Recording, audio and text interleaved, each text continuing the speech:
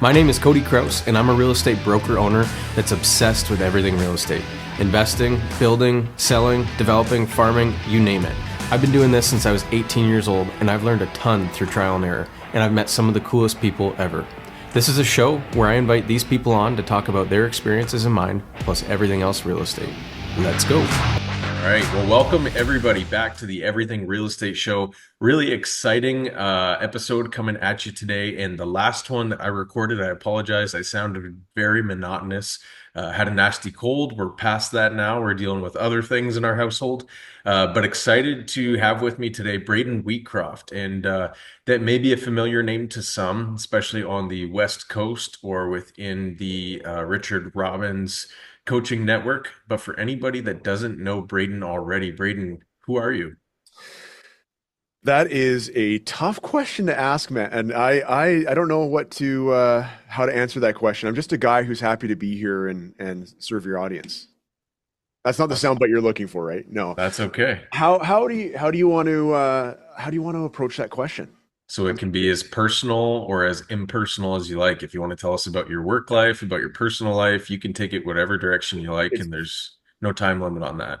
it's funny when you said you may know him. I thought you were going to say you may know him if your name is Amanda Wheatcroft and you're married to him. But if you're Yeah. not her, you probably have never heard of this guy.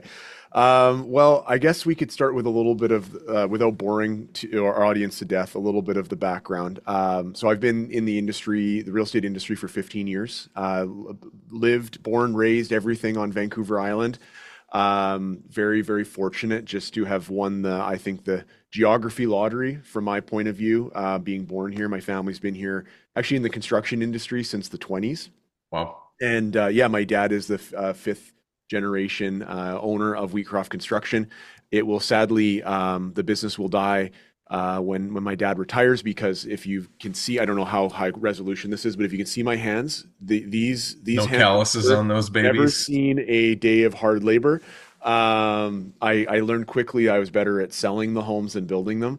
Fun. So my dad would definitely co-sign that. So yeah, no, I've been fortunate. I got in the real estate industry fairly early. I was 21 years old, not quite as early as you. I think you were 18 or 19. And yeah, worked in the sales side of the industry in a city called Nanaimo from 2009 to 2015. And from about 2014 to now, I was also starting to work in the brokerage side of the business. My wife and I picked up our roots in Nanaimo and moved to Victoria in 2017. And in 2019, I became part of the ownership group of a brokerage in Victoria called Remax Camosun. Awesome. Cool. Yeah. So that answered a few of my questions already, like how long in real estate and what capacities, all that kind of stuff. So obviously started in the sales position, moved into the management position, Nanaimo to Victoria. Now that's all on the island. Yeah. What's the distance between those two? Is it a different market? Is it very similar? 127 kilometers. It's far enough away that you probably don't have realtors trading actively in each area. Okay. You might occasionally see a Nanaimo agent in Victoria and Victoria and Nanaimo, but more than all, they're kind of their own separate markets. We have an entirely different Remax brokerage in Nanaimo. Okay. But it is one of the largest cities on the island. That's Nanaimo. Victoria is a weird one because what most people, if they're looking at a map, thinking, hey, that's where Victoria is. There's actually 13 municipalities within like a 30-kilometer radius, which is Okay. wildly inefficient. No kidding. Say Uh, bureaucracy nightmare. yeah, yeah. So it's funny from that perspective where, if you're writing a letter to somebody and you think it's in Victoria, it might be Saanich, Langford, Victoria, Oak Bay, Esquimalt, Metchosin, Colwood, View Royal, North Saanich, Sydney. Am I forgetting any? Like, yeah, they're all kind of in that vicinity. So but it's a beautiful region, coast to coast, north to south. The island's a really special place, and I would encourage anybody who hasn't taken a trip to Victoria or to Tofino or North Island, which is a pretty special place, to put it on the list, especially right now with all the Let's Go Canada tourism. I think now's a great time to come and check out Vancouver Island. Cool. And what's the real estate market out that way? Like, there's not a lot of industry on the island per se, is there? Is it a lot of retirees? Yeah, I mean that's the old adage about the Victoria market. It's like the newlyweds and the nearly deads. Okay. I think what COVID definitely changed things because as you know, where we physically lived versus where our place of work was became a point of discussion, and it wasn't quite as important for knowledge workers in particular to have to be a 10-minute drive to work. Right. Yep. So we did see a lot of displacement from bigger cities like Vancouver, Burnaby, Richmond, etc., Surrey, where people had the opportunity to move to the island, still keep their jobs, and then we also saw people get priced out of those markets. The way that our big brother, the Vancouver market, is definitely priced higher than the Victoria market. Not as much as people expect. We get a lot of sticker shock from clients who come here from other parts of the country or even the Lower Mainland, where they think Victoria is going to be, pennies on the dollar of, say, a Vancouver or Toronto, and it's often Yep. not. But then that created an interesting spillover from Victoria into places like Duncan and Cowichan Valley and Comox Valley and whatnot. So, I would say our market is driven almost less from the economy, although of course the economy plays a role. It's actually more the environment, like the outdoors, Okay. the sunshine, the mild climate. Like people are golfing here on January 1st. Like it's kind of like a You guys tradition. really don't have much snow. You got a warm current from Dude, the Pacific it's there. like if you think tariffs can shut down an economy, just talking about snow on Vancouver Island, we don't even send kids to school. If we talk like we don't just shut down the businesses, we shut down society if there's even like a light dusting out there. So we do get snow, and when it happens, it's I find it hilarious because it's really not that bad, but we just don't know how to deal with it. So we just kind of stay indoors for a day or two, wait for it to melt, and then get back to life. It's funny. Cool. Now, what is a typical house price out there? Like, what's your benchmark? Is it like for reference here in Windsor, Essex County, typical sale price, 560,000. That'll Yeah. get you a detached home from the 70s. Yeah, so a detached home from the 70s, our benchmark home price, which is kind of probably the purest way to compare apples to apples across Canada. Victoria, it's just over $1 million. Nanaimo, it's going to be closer to 800,000. You're going to find in pockets on other areas, like say in Port Alberni, which has historically not been a city that has seen higher prices. They're kind of known for their lakeside community in Sprout Lake, which is arguably one of the nicest lakes I've ever seen in Canada. It's going to be around 500,000. So you're going to see a good range. The thing about Vancouver Island is you mentioned is like not a lot of industry. Like there's going to be some forestry, some construction, etc. But we don't have a lot of those big head office jobs. Like we don't have a Rogers head office here. We don't have a Shaw head office. We don't have a lot of big companies. So you're seeing a lot of government, like particularly in Victoria, and as I mentioned, 13 municipalities. That means 13 mayors and council, right? Yep. There's a lot of bureaucracy here. There's several universities in Victoria. Obviously UVic. Shout out to the senior men's basketball team that just won the national title. Whoop whoop. And then, but we also have Camosun College. We have Royal Roads. Like there's a lot of universities and schools in the area, and that kind of has insulated Southern Vancouver Island from a lot of these like market corrections because for a lot of these people, I suppose very thankfully, their jobs are not in jeopardy as much as, say, people who are working in more entrepreneurial businesses. Sure. So not based on production so much as there's bureaucracy with 13 different municipalities. You got your work from home federal workers. They as long as they got a computer and Wi-Fi, they're good to go. Yeah, and then you Um, also have the BC Parliament, right? Like we're yeah. the capital for our province. Oh, interesting. Okay. Yeah, yeah. Cool. So, started in sales at 21. What advice would you have for maybe not even necessarily a new realtor, but somebody starting a new business at a very young age at 21? What's some advice that you could give to people in those shoes? As I'm Hang, sure you do a yeah, lot. hang in there. It's interesting. If can we circle back to that question in a second? Because I did Definitely. listen to your very first, get to know Cody episode, and there was quite a few parallels in your backstory to mine. I mean, I do think you probably have a few more calluses on your hands than I do from being a little bit more hardworking. But I think there's a couple things that you said that really resonated for me, and you talked about the value of mentorship, Yep. and you talked about the value of reading. And if I could draw a very, very straight line from where I am today, all the way back to when I was 14 years old and I met my very first mentor in my life. And I've been very fortunate to have, quite honestly, like every chapter of my life, if I want to, assign chapters and sort of eras to them, I've had a really strong mentor in my life, sometimes multiple mentors, every chapter from high school to my first job in sales to my first job in real estate to what I do in coaching now. And I really appreciated the humility that you have, that idea of like we are standing on the shoulders of giants. Like there's no question. If I could go back to the beginning of this interview and answer your question of like, who am I? I'd be like, I'm a guy that's a byproduct of people who have taken time to help me is Love really it. the truth of it. Right.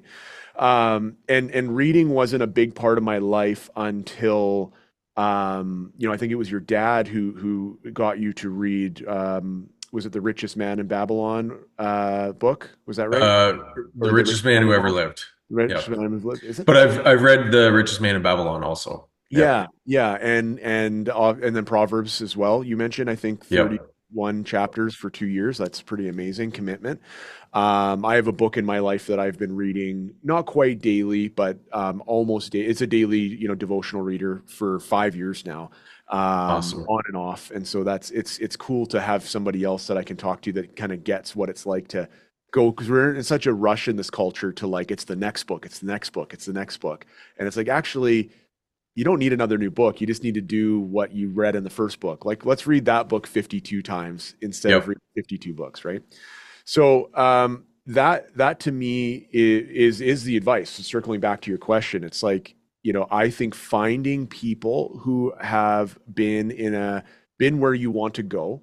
I'm a big believer in that idea that Jim Rohn, I think, is the one who kind of made it popular. The idea of you're the average of the five people you spend the most time with. Yep. I think that's a really important thing. A concept I teach our new to industry agents, regardless of their age, but if we're talking about younger people in particular, is I call it build your board of directors. Like you're the CEO of You Inc., right? You're the boss. You get to make the final decision. But if you were a Fortune 500 CEO, you would have a board of directors giving you advice on what they think you should do based off of their perspective. So, I'm an advocate of trying to install 6 to 8 people on your board of directors early in your sales career, whether it's in real estate or any other type of sales industry, because you might have the senior salesperson on your board. You might also have your manager on your board. You might have perhaps, it might even someone you even know. It might be, Gary Vaynerchuk was on my board of directors for a few years because I was listening to his podcast every day. Gary doesn't know who the heck I am, but Yep. Gary shaped a lot of my worldview for a few years. And I've recently let him off my board. He also doesn't know that, and I've installed a new sort of It mentor. probably wasn't paying great, was it? Yeah. No, I honestly, I don't know that I could ever repay Gary enough for what I've learned from him. Um, so yeah, I think the idea of getting mentors around you. Last little thing, also anecdote I'll say about mentorship. When I was playing tennis for about almost 10 years of my life, and unfortunately, I had two pretty serious back injuries, both playing tennis that have caused me to retire. But tennis was like my whole thing outside of my work and my family, friends, etc. And one of my tennis mentors taught me this. He said, you always want to have 3 people you play consistently with.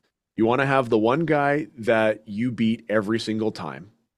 You want to have the guy that clobbers you every single time you play. And then you want to have the guy who's the rival, where it's like if Cody and I play, it's like it's 50-50 whether or not. And like it brings out that competitive juice because Evenly matched. Yeah. yeah, because the person that you clobber every time, you get to work on skills that you would never imagine pulling out when you're playing your rival, because you're just trying to use your best stuff when you're playing your rival because you really want to win, right? Yeah. Whereas, maybe you got a weak backhand. Well, when you're playing the person you beat all the time, maybe you make the choice that, hey, I'm going to work on my backhand this entire match because you're going to win anyways, right? Yep. Whereas you might not do that. And then when you're playing against the guy who clobbers you, you're just hanging on for dear life. And there's a skill set and a lesson to be learned when you're just on your heels the entire match. I've thought about that from a tennis perspective and extrapolated it to real estate. And I think it fits exactly the same. It's like if you're hanging out with someone who got licensed at the same time as you, maybe that's your rival, right? If you are hanging out with someone who's maybe 10 years further down the path, maybe that's the person who beats you every time. And then after you have a few years under your belt, maybe you start mentoring someone who's new, because you'd be amazed at how much you learn by being a mentor. And I think a lot of people think you have to have, gray hair and a beer belly to be a good mentor. And I don't believe that at all. In fact, in our mentor program in the office, we actually pair people who are 2 to 5 years with our new people, because guess what? Unlike the 30-year vet, the 2-year person actually knows what it's like to be new. The 30-year person's forgotten. Yeah. No, I love all that. And some people will say that the easiest way to become an expert at something is to have to teach it to someone else, right? And so once you get paired up as that mentor, it's like, oh, I better really know what I'm talking about now, because if they're depending on me for advice, I'm gonna have to teach it to them when they have tough questions.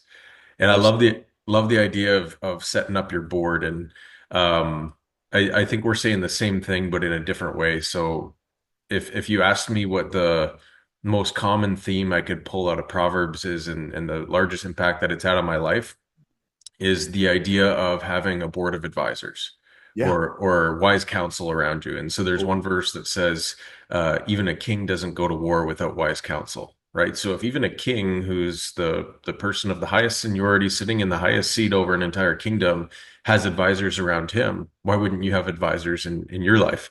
Yeah. And when you're forming a board, whether it's for a non-for-profit, whether it's for a Fortune 500 company, whatever, there's qualifications to the people that get seats on that board, right? Yeah. So they need to have a similar vision. They need to act responsibly. They need to have the best interest of the organization at heart that they're providing advice to or voting on or whatever it may be. So you need to be careful about who you give a seat on your board, right? They need to be people that are invested in seeing Braden do well.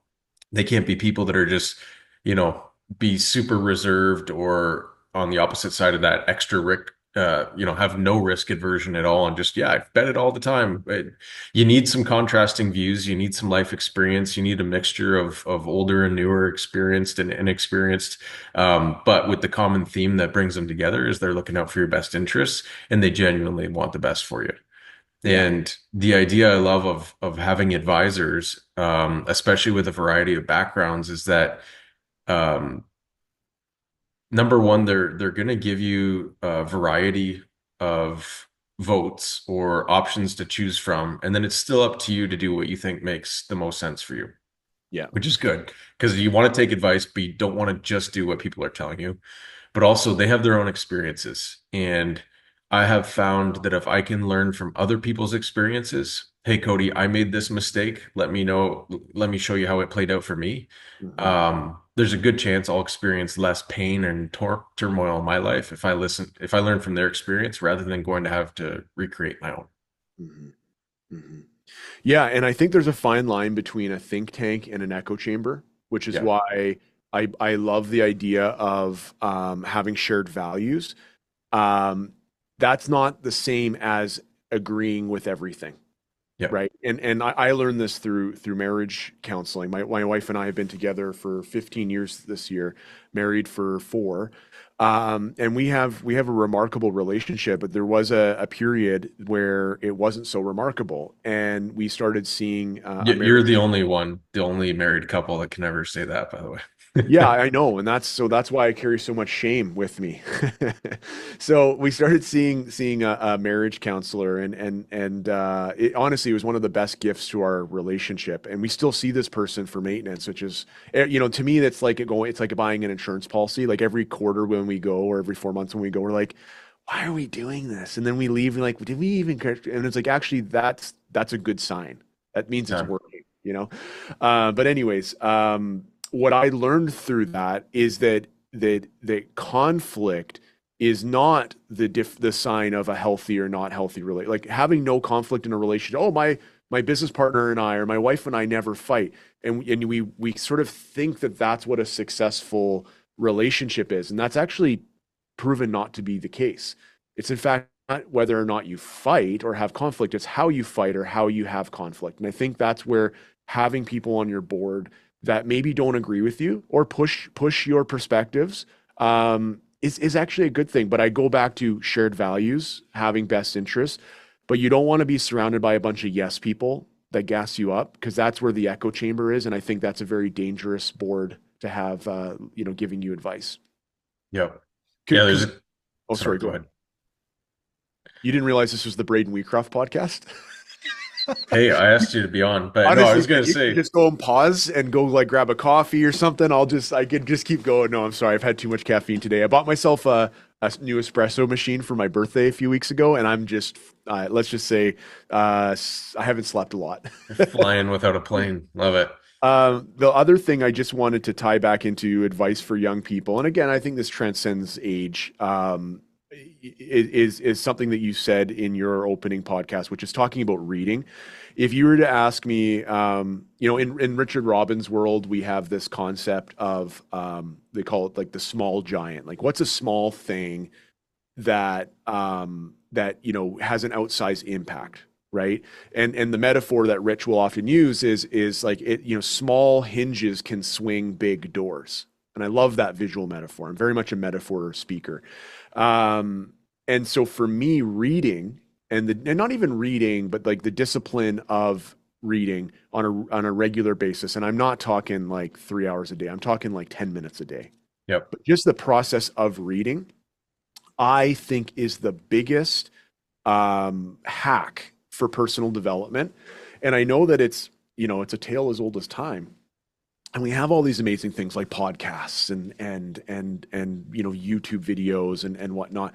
But to me, most people, when they write a book, they're distilling their life's work into roughly 300 pages, which if you read 10 pages a day, you could read in 30 days. The fact that you could consume someone else's life's work in a month and then consume someone else's life's work the next month and the next month and the next month, to me, is there's no bigger leverage opportunity for our personal development than that. And the thing that, I mean, I have a podcast too, and I think they hold a space for our education and development, but the rigor that goes into researching and writing and rewriting and editing a book, I think you would agree, is significantly higher than the rigor that goes into booking. I mean, how the heck did you book me? Like, there obviously is no rigor. You booked me as a guest. So, but I feel like books are not given the love and respect that they deserve. And if you could read for 10 minutes a day, you'd be amazed at how much you'd learn in a year. Yeah. No, I love it. And it makes a ton of sense. Like I've kind of replaced music with podcasts and audiobooks and that's been great for me. And I one of my first audiobooks I listened to was Darren Hardy's Compound Effect and the Entrepreneur Roller Coaster. And he just talks about, hey, small habits over time, Oh, yeah. huge consequences down the road, right? And so he goes, if you start listening to audiobooks in your car, you might be able to get the equivalent of an undergrad within a year of driving around if you're in your car a lot. It just depends how you're using that time. Well, However, it's a pretty passive way to learn versus reading. You have to actually make time for it. You actually have to sit dedicated, yeah. paying attention. You can't be driving while you're reading. Not very well, anyways. Well, and again, I would a couple little hacks on this. What I would say is audiobooks, absolutely fan of them. I don't like them as much as podcasts myself. I find I'm more engaged listening to a podcast conversation than a narrator read. But for those who aspire to read but just can't seem to do it because maybe the monkey mind goes too much, the thing that taught me how to read, because I got to like just be very, very clear. I am a two-time collegiate dropout. And I'm pretty sure my grandma's not a subscriber to this podcast, is she? Do you know? I don't think so. Edith, if you're listening, just take out the earbuds for a minute. I'm pretty sure I was stoned most of grade 11, and 12. Yep. So I, academically was not that strong. And like I said, I dropped out of school twice, a university twice. I say that not to just to be funny, but like I'm a person who now my entire livelihood is derived from educating people. And Yep. so like when you talk about this, get your own PhD or get your own undergrad or whatnot, like it wasn't until I started learning about things I was interested in, as well as things that I could see if I read this book on sales and I was in retail sales and I apply these principles, I could, and then the fact that I'm not a financially motivated person, but I love the cause and effect of seeing like, oh, I learned a thing. Now I'm applying the thing and look, I'm selling more stuff, which also happened to me and I was making more money. But to me, it was being able to see the lead and lag of those things. Whereas in high school, honestly, I was not engaged in that way. I didn't see the connection. I wasn't learning anything I felt like I was interested in. I'm not one of those people who says going to university is a scam or isn't worth it. There's definitely some people out there who have that opinion. I believe in education. I just think that university is one of many ways to get education, but it's not the only way, Yep. Love that. right? So the hack on reading is listen to the book on audio while reading the book in real life. That's how I learned how to read. Yep. Because what happens is if you're reading without the audio assisted piece, your mind does wander often. And before you know it, your eyes are scanning the page, but you are not actually retaining the information because you're thinking about your appointment or, what is, this thing I got to do later. Whereas when you're listening to the narration while you're reading, it forces you to stay on task. At least that's what I've found. And after about a year and a half of doing that, looking like a crazy person, listening and reading at the same time, I was able to take the earbuds out and I haven't looked back. Now I read typically for 20 to 30 minutes every day. And I would consider myself a pretty solid reader now, but as I say, like not a great student growing up, not Yeah. academic. No, I love that hack, and it employs a few different senses. So it gives your mind less opportunity to wander because, as much as your eyes might be moving and following the page, retention's very different. And I find that a lot with me. We just did a book in our office book club by Jim Quick, and it was essentially like, The you know, super ha brain. yeah, it was something like that. And he talked about that exactly. And he was a guy who had learning disabilities, all that kind of stuff. And um, yeah, I'm a really, really hyper person. I get distracted easily. I often have to read a page three, four, five times before I actually get what it was intended to say and to get it to stick. So hey, whatever works to get it in your head, Yeah. do One it. last reading hack. People say they don't have time to read. This is where I'm as much as I love a good paper or paperback or hardcover book. I've been a Kindle reader for on probably 12 years. Like my Kindle that I've had for that time is finally starting to die. But the Kindle app is the power move. So when you're standing in the grocery store and you feel the compulsion to grab your phone and doom scroll Instagram or Facebook, open the Kindle app and just read a page. Yeah. That's my little hack for myself because I can't seem to change the behavior of feeling impulsive around my phone. I'm working on it, but it's tough. But if to me it's like instead of stop, swap. So instead of stopping my cell phone addiction, which I probably should work on, um, I'm swapping what I'm reading when I open my phone. So instead Yeah. of watching what Donald Trump said today, I'm reading something that, Jim Rohn wrote 40 years ago, which is a little bit more thoughtful. Yeah. And I might actually be able to institute change in my life from using it, right? Exactly. Yeah. As much as I get involved in politics and everything, I'm like, you know what? I get to vote once every 4 years, usually federally, once every Yeah. four provincially, municipally. I don't even get a vote in the US election, so I don't know why I follow US politics so much. But you know what I can do is make a change in my life. And Yeah. yeah, like you said, if you can distill a lifetime of wisdom into 300 pages, then we should soak up as much of that as we can. And then it's up to us, how much of it we determine is useful and what's not. But if you can get one thing from every book, hey, instill a few new principles in your life and you'll reap rewards from it for decades to come. And you realize you asked me one question, and it's been This is a 3 hour like Joe Rogan style podcast? Yeah, for sure. We're going to take a Okay. bathroom break in the middle of it. Usually we're 45 minutes, but Okay. Oh my goodness. Well, let me make sure that we hit any of the high points that you want to get through. oh, for sure. And no, there's no specific, hey, we got to talk about these things. Yeah. But so why don't you talk about maybe like you've been in sales, you gave a little bit of advice to someone who's, starting a new business there now. Now you're not in sales per se, production, like as far as real estate goes now. You're in sales in a sense where you own a company and obviously you want to attract people to come and work at your company. But now your job is to motivate salespeople and to help them. Um, Maybe you want to speak to, I guess, lessons that apply to both, or, is sales just influence and you're helping people around you make informed decisions, whether that's selling real estate to them or helping them decide which real estate brokerage to join or, systems to institute into their business to help them?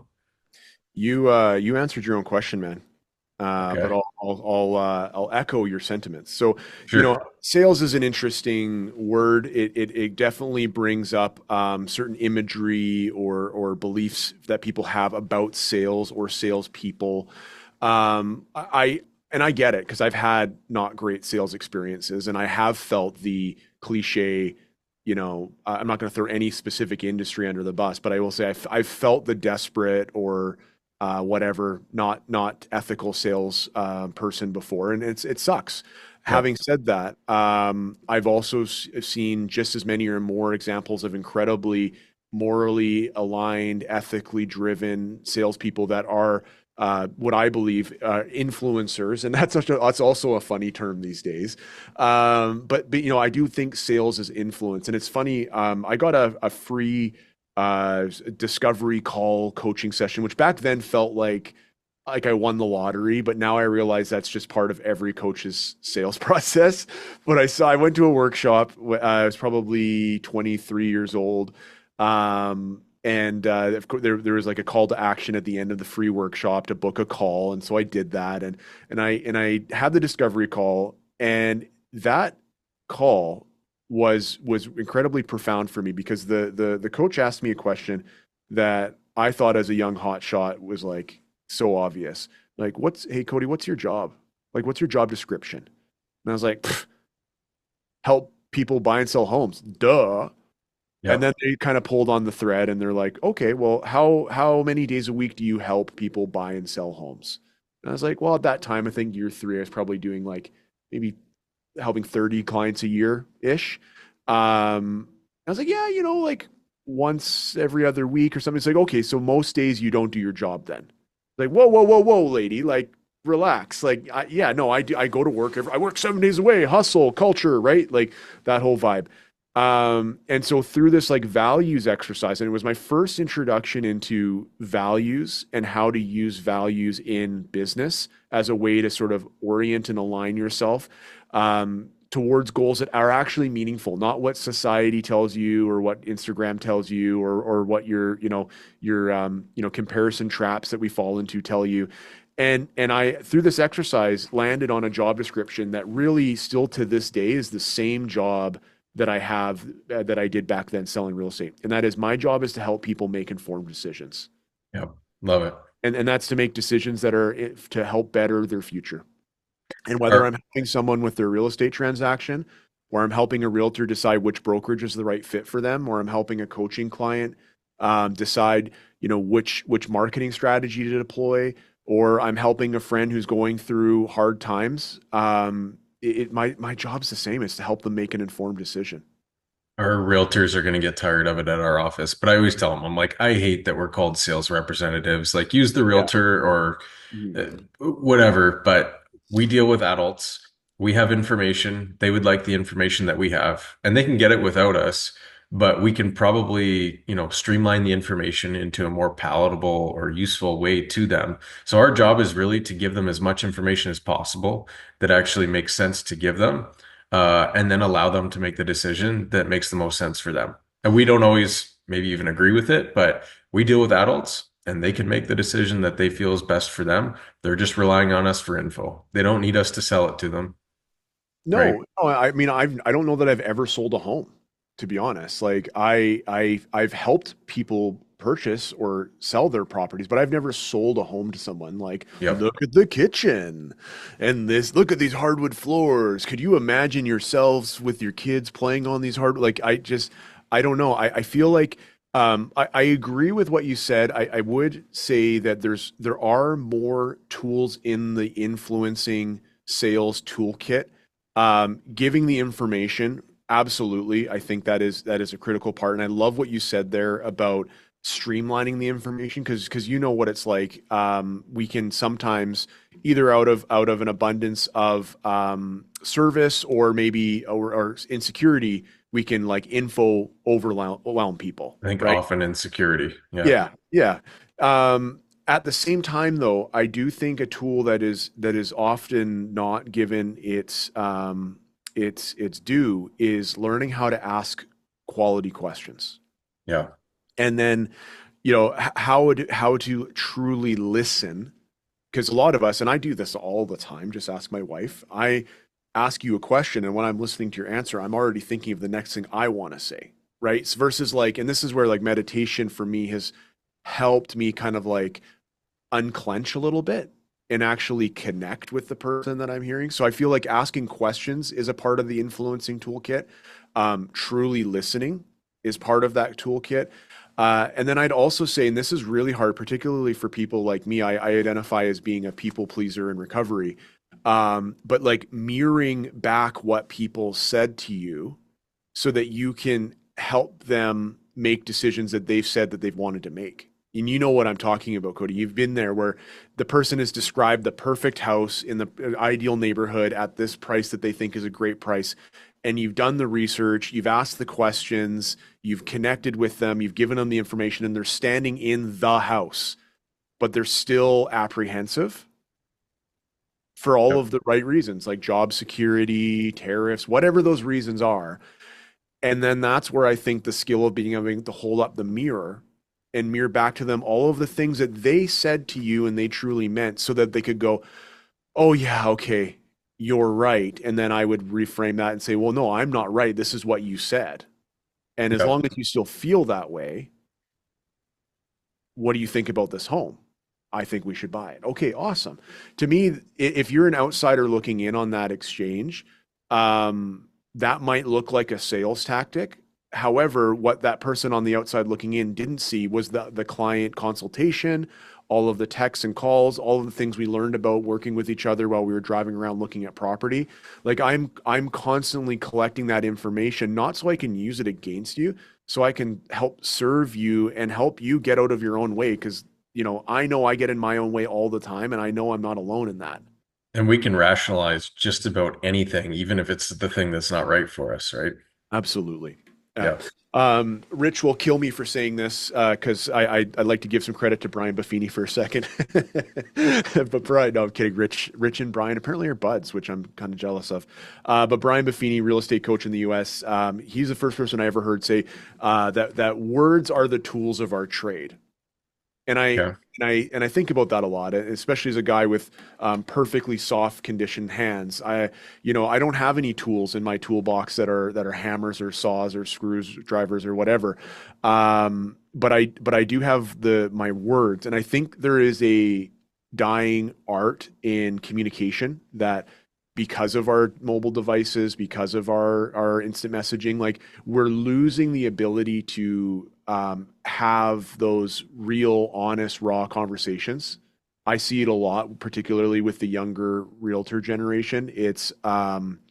Sometimes it's even hard for them to maintain eye contact with you while having a We're conversation. we're having even just texting to each other. Like it's turning from uh, we're not using it sucks, but like what does Rich always say about body language, right? So the amount of tone that can come through in a text Oh is yeah. almost nothing, text or Yep. email. 7% are the words that we use. The rest of it is tone, inflection, body language, cadence, Yeah. all the things. Yeah. And I get accused of this all the time. They're like, you're a total jerk to talk to like on the phone or even by text and all that kind of stuff. And then we meet you in person and it's great. And it's like, okay, sorry, I don't use enough emojis in my texts or whatever, but like we run into these issues that could be simply solved with one phone call. Like, hey, this wasn't the intention. This is what's happening right now at the seller's home. Just want to make sure that you're aware of it so that we can work through this together for, the greater common good.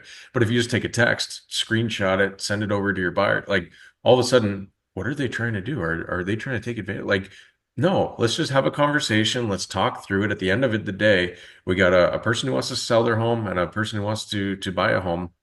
And I think we're all willing to work together as long as it benefits both of our end goals. But if we don't communicate properly, then we can become enemies through the process. And that was never anybody's intention at Yeah. all. Yeah. Um, can I spin this a little bit? I know you Yeah. sent me an Please. email Anything. before the podcast, and you said this is kind of what I'm spending all my time on right now. And I read through it a little bit. I creeped your videos a little bit, your podcast a little bit, and I know you just did a podcast series on teams, which I highly recommend anybody to listen to if you're thinking of partnering up with someone or Thank starting a team. But that's not what we're going to talk about today. We're going to talk about use of time. you. Yeah. Yeah. I probably should have asked you this before we started recording.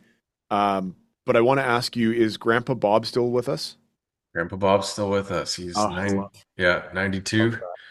Yep. 92? Actually, he Yeah. made a lot of the wood stuff in the background right there on my wall. I So I love call that the Bob wall. I Yeah, love that.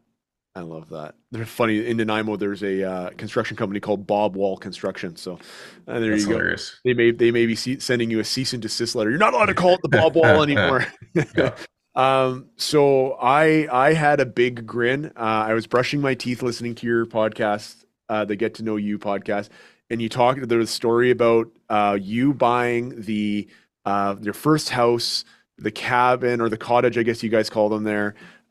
Which, by the way, they're called cabins. You can call them cottages if you want, but they're called cabins. Okay, so okay, my just bad. so we're clear.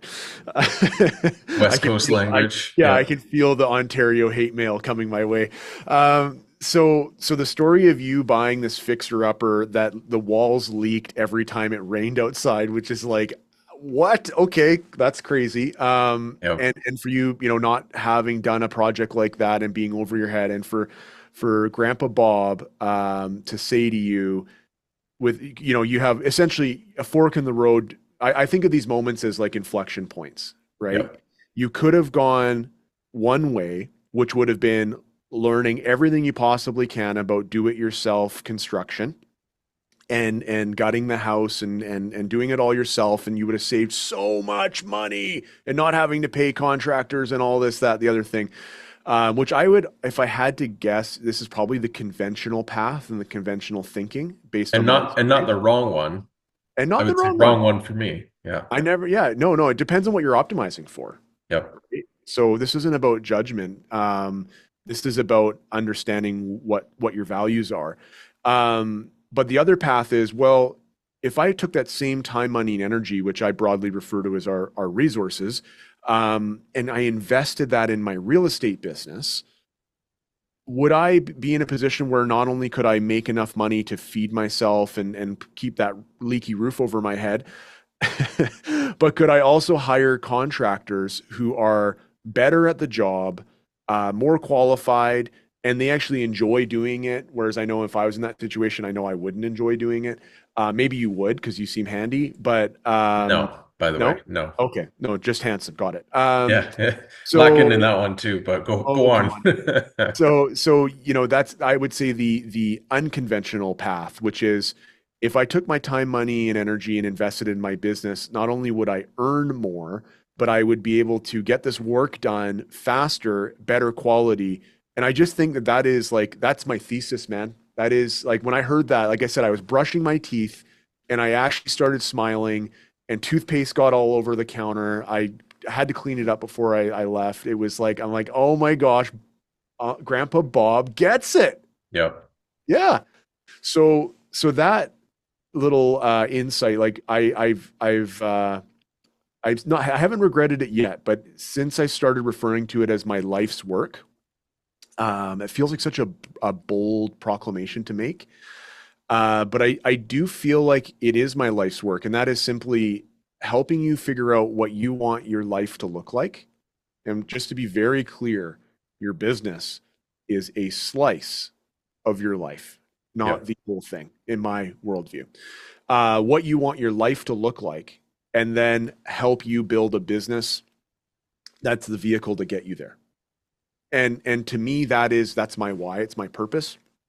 And there's like long winded origin story stuff I can tell you about in a time that is appropriate, but I'll just simply say, like, I grew up in a house with a lot of drug and alcohol abuse, domestic violence, childhood neglect. Like, it was it's not the trauma Olympics here. I'm not trying to win a gold medal, but it was just objectively a really, really difficult environment. And one of the things that was deeply seated in me in that was this vitriol, this disdain for apathy. I have a really, really hard time being around apathetic people. And to me, apathy simply described as you're unhappy with your current life circumstances and you're unwilling to do anything about it. And So that has, victim mindset. sure. And that has a lot to do with my, one particular family member struggling with drug and alcohol abuse. And it was always like, I'll get better tomorrow. I'm miserable today, but I'll get better tomorrow. And tomorrow never came. Right. Yeah.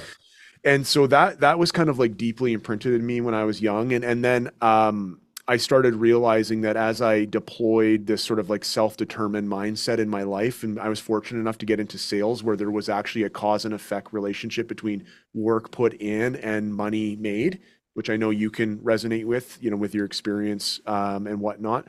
And so that really started getting me down the path. So this whole idea of values-based businessing and knowing what you want your life to look like, this has actually been a North Star I have been following ever since I probably got my real estate license, if I really think about it.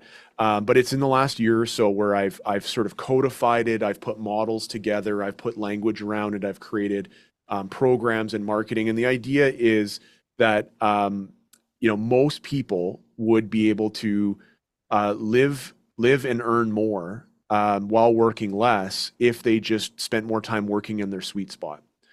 And the sweet spot from my perspective is the overlap of three things. It's what are you good at, what do you enjoy doing, and what grows your business. And most of my clients, I'm very fortunate. Richard Robbins, when they give me a client, they're usually established realtors, and my sort of sweet spot in my brokerage is helping experienced agents at other companies, move into our organization and help them sort of streamline and grow their business. Most of my clients know what to do to grow their business. They just don't do it, or they don't do it enough, or they don't do it at a high enough level or with excellence. And the reason for that is simply everything else gets in the way. And They're so busy with busy work, they can't do the actual work. exactly. So, step one is figuring out what do you want the life to look like? And we have exercises that we go through to really drill down on this. And then from there, it's like, okay, well, now we got to move from what you want to having it. And in order to do that, we've got to follow a process we've called the breakthrough method, which is 3 steps. We help you eliminate the things that are unnecessary in your business and life. We help you automate the things that are repetitive. And then we help you delegate the draining. And at the end of those 3 steps, you are left typically with the stuff that's in your sweet spot. And that to me is like, I enjoy nothing more than helping a successful on paper, deals in dollars, awards and accolades success person who's actually hates their business and doesn't enjoy their life, eliminate, automate, and delegate their way into having a more streamlined business and having quality of life and health. And to me, that's the work I feel like I was put on the planet to do. So I'm thinking Venn diagram. What are the 3 circles again? So it's eliminate, automate, and delegate. So we eliminate the things that are unnecessary. So I bet you if you and I kept talking for another hour, we would be able to find 2 or 3 things that you do either daily, weekly, or monthly, that you do them because of the law of inertia, right? You do them because you've always done them, right? Or we're falling victim to this idea. It's called the endowment effect. The endowment effect says that you value things that you own or things that you do more than what they're actually worth. And the metaphor is, you have a sweater. I know you do. Everyone does have a sweater in their closet that every year when it's time to do spring cleaning, they pull it out of the closet, they look at it, they go, I haven't worn this in years, and they're just about to put it in the recycle bin, and they remember the date that they were on when they first wore it that sealed the deal with their spouse, and they're like, yeah, I can't, and they throw it back in the closet, right? To not wear it for another year. And not wear Sure. it for another year. But if you saw that same sweater for sale at retail price in the mall this afternoon, you would not pay that money for it. That's the Yep. endowment effect. So I guarantee there are things in all of our lives that we do because we've always done them, or we've placed this value on it because we own it in our, whether that's physically or mentally own it. But honestly, that's my favorite step in the process, because when you can eliminate, give you an example for my realtor friends. I have a client who writes the most beautiful Friday recap emails to all their active sellers. Okay. We're talking graphs, GIFs, GIFs, all the things, like a lot of thought. And it was taking like literally a day. Like Thursday was dedicated to writing these recap things. Yep. And so I asked the question, Cody, do you think anyone reads these? And he's like, well, of course they do. And I said, would hope so. I would Yeah. hope so. So, okay, how about this? I'll even split the cost with you. I want you in your next recap email to embed in the middle of it, if you reply with the word 100, I will give you a $100 check. Okay. So Thursday came, email written, Friday went, email went out. How many $100 checks does that person have to write on Saturday? 1, 0. Okay. So we did it again. Yep. Guess what happened the next week? 0. 0. So it brought into the light this thing. It's like almost like a comfort, like a security blanket that he had wrapped around himself of like I call it active procrastination, Yep. where like you're not, because often procrastination brings up this imagery of like this like leisurely sloth, like laying on the couch. But I think there's a lot of people who are very active looking, but they're not actually going anywhere. Yeah. Right. And so what could you do? Like if you gave 5 hours of your time back that you used to painstakingly write these emails that no one reads and gave them back to your business and your life, what could you do with it? And so we eliminated it. Yeah. No, it makes a ton of sense. And I had a realtor from another board contact me kind of early, and he was looking to do, they called it an expansion team network. And he talked to me about dentists, and he goes, Cody, you need to run your business like a dentist. And I'm sure you've heard this one Oh too, yeah. Braden, Well, I right? heard it on Like, your podcast, but yeah, go ahead. yeah. And I'm like, okay, no, the dentist doesn't sit at the front desk and say, have a seat. They don't walk you down the hallway to the room. They don't spend 20 minutes cleaning your teeth. They don't book your next appointment and take your money. They do a couple things, and they do them really, really well. And I think what you said is also important, which maybe this metaphor doesn't speak to as much, but part of your sweet spot is you have to enjoy the thing that you're doing, because you can be really good at it, but if you don't enjoy it, then it's not going to bring a whole lot of fruit into your life anyways. So make Well, that sure that is, you're also yeah. doing the things that you enjoy. And when you are delegating, there's a book called Buy Back Your Time, Dan Martell. We're just going through this as an office right now. You're about to pull it out, aren't you? This Love was my last book club book.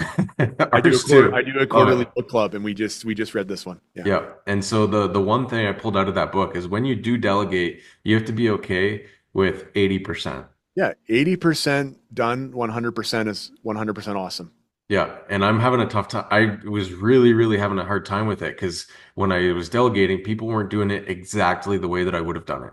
But Yeah. he really said, "You're not going to get that, right? Or No. you're going to keep micromanaging and whatever." So you have to be okay with 80%. And the other book I really like, and it's from the restaurant industry, which is Unreasonable Hospitality, Yeah. was you need to be willing to promote people before they think they're ready, or even Absolutely. before That's you amazing. think they're ready. So you have to be willing to give them a little bit extra responsibility, and then be okay with only 80% if I'm okay overlapping those two. I thought it was great lessons, and surface level sounds really lazy, but in all reality, it gives you that ability to operate in your sweet spot, which you're enjoying and you're good at. And I think everybody around you is going to win: your family, your friends, the clients that you're serving, the people in your office that you're employing, all that kind of stuff. Well, and so yeah, that is the sweet spot model. What are you good at? What do you enjoy doing? What grows your business, right? And it's hard to be world class at stuff you don't enjoy. Like Big there are time. the obscure examples like Andre Agassi in tennis, who his dad, let's just call it what it is, was abusive and forced him to play and forced him to practice, and he became this prodigy. But, short of those outlier examples, it is hard to be world class at something you don't enjoy. So, as an example, if you're setting up open house signs right now, listening to this podcast and swearing under your breath about what a waste of time this open house is going to be, and no one ever serious comes through into those open houses, and why am I even, it's Super Bowl Sunday, why am I out here? Like, you should stop doing open houses. Yeah, Because it's probably not benefiting anybody anyways. It's not benefiting anybody anyways, right? So find the things that you do enjoy. Now, this is where the model is tough, because it has to also grow your business. You may enjoy watching videos on YouTube, but if you don't do anything with that, it doesn't grow your business, then it's probably not a sweet spot activity. Yeah. Yeah. Just on the perfection trap and delegation and stuff, my favorite image to show is, I don't know if you ever saw this, but it sold at auction for like $1 million or something stupid. It was a banana duct taped to a wall. Right. Have you seen that? Yeah, I didn't know what it was about, but I saw it blow up all over social media. A famous artist duct taped a banana to a canvas, and it sold it at like a Sotheby's auction. Okay. Which to me is like a comical way of saying perfection is so subjective. Yeah. Imagine buying that and like a week later it starts to rot. That to me is so funny.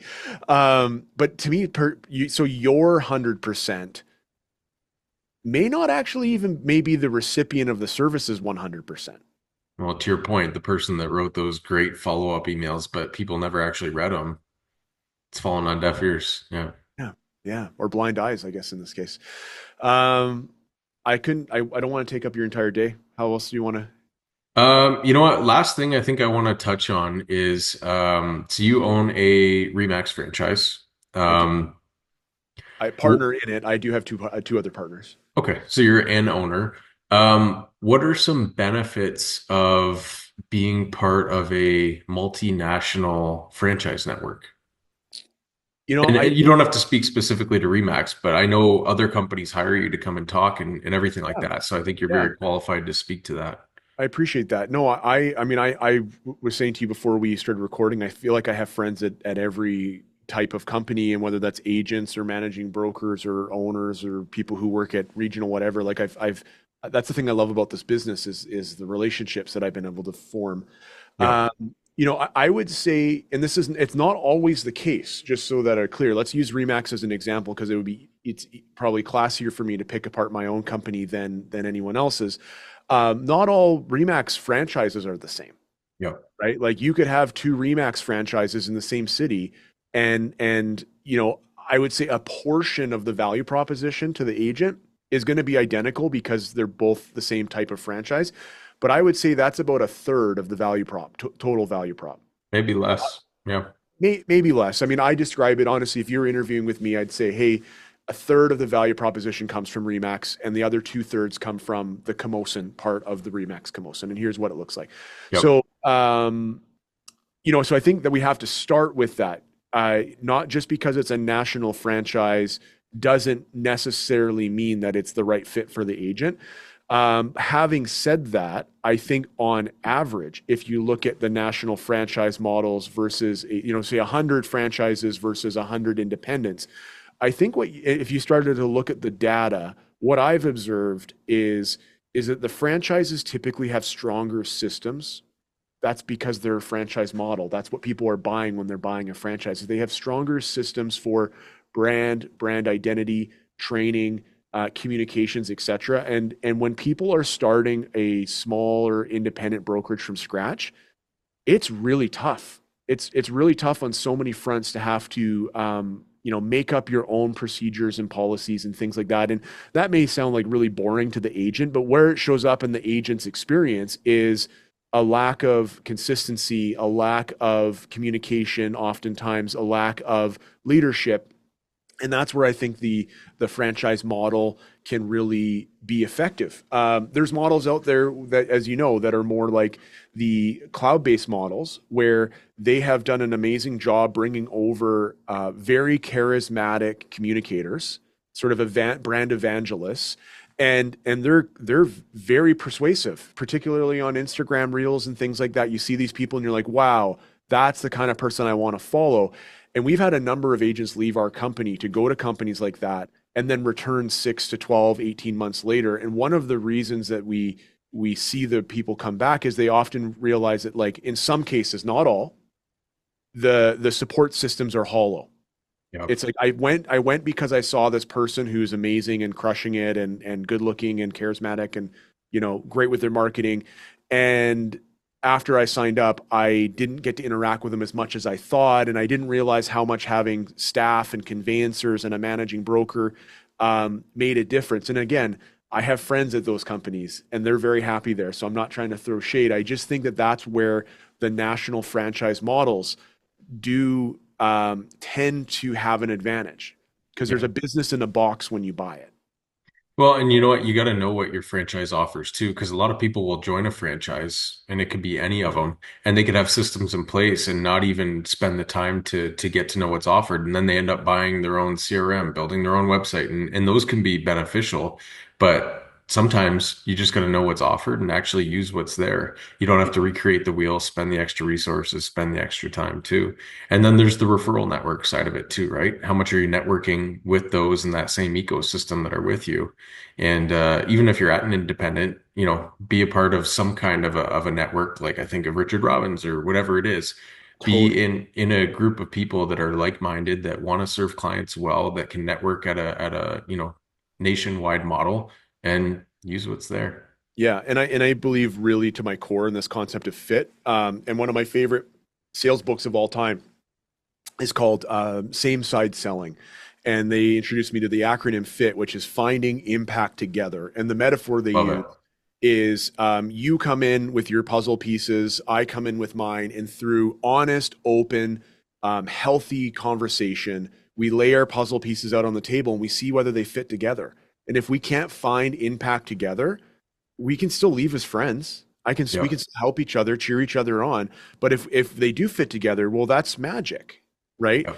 And so to me, that is really what this is all about. And like just name the names, like whether you're with Remax or Royal LePage or Century 21 or Coldwell Banker or Angle and Volkers or the agency or Sotheby's or EXP or Real or Compass or Redfin, like it doesn't matter. Brokerages are not the gatekeepers of success. They are the amplifiers and the expediters.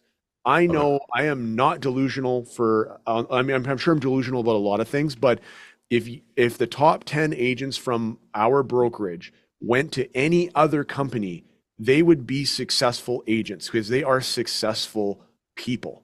Yep. I'm not keeping the secrets from them and like just trickling it out every once in a while and to keep them here. No, they're not hostages. They're here because our culture, our community, the content we put together, everything, it fits for them. But there's also agents just as successful at other companies that what we have here isn't a fit for them either. So this whole like brokerage wars thing and whatnot, I just find it so I'm just so bored of that conversation. To be Yep. honest, I think it's about finding what is the right fit for you as an agent. And to my, because I do a lot of speaking to broker owners and managers, I think it's also understanding what your unique value proposition is and having the courage to not hire someone that's not a fit. And I'm not saying not a fit because they're unprofessional or something, but if you can't help them, then don't hire them. Yeah. And culture can be a big part of that too, right? Are they going to Yeah, upset I the mean, culture? Do they plug in with the culture? I'm a believer that culture eats strategy for breakfast. Love So, it. culture to me is and every company has culture. Like that's one of the funny things. Like people say, like, oh, we have a good culture. I'm like, no, no, no. You can't tell me you have a good culture. That's for me to decide. Yep. Again, it's one of those subjective things. You have a culture, and I get to decide whether it's the right culture for me or not. Yep. Cool. Well, I think that's a great place to leave it. I hope everybody's enjoyed this. I know I have. I've gotten a ton of value from it, and I want to I thank you appreciate it. for coming on and sharing that with us, Braden. I really appreciate Where the can opportunity. people follow you? I'm at Braden Wheatcroft on Instagram, Facebook. If I may be so bold to say, I have a podcast dedicated to my life's work called Breakthrough with Coach B. It's on all of the major podcast platforms, Spotify, Apple Music, etc. We Yep. drop a new episode every 2 weeks there, and we're having a lot of fun bringing this content to our community. Cool. Thank you so much, man. Appreciate it. Dude, my pleasure. My pleasure. This has been a blast. Thanks for listening to the show, folks. Please keep in mind that this show is not offering legal, financial, or accounting advice, but rather opinions and experiences in the world of real estate from the host and the guests. If you're enjoying the show, please rate, review, and share with your friends and colleagues. And if you think that there's someone that needs to be on this show, please feel free to connect them with me. Or if there's a topic that should be discussed, feel free to let me know. Thank you so much, and bye for now.